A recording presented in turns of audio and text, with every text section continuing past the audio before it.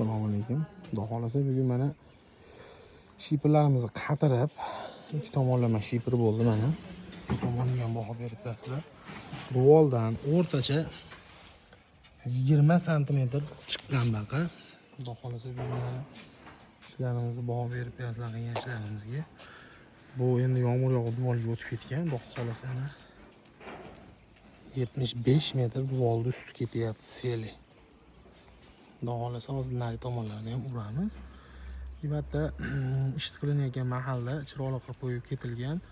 Prosta bir xilga ongi past ustalar bo'ladi. Birovning mehnatiga, birov qadriga yetmaydi.